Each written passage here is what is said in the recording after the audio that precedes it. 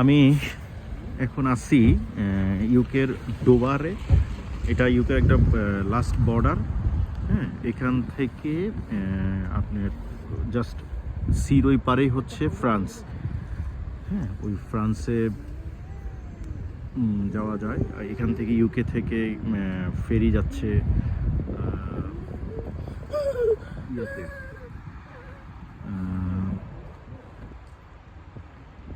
ডোবার হয়ে ফ্রান্সে যাচ্ছে।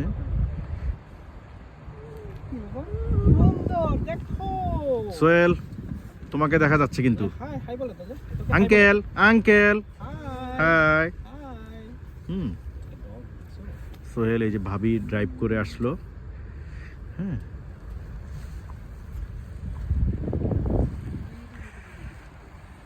অন্যরকম একটা ইয়ে।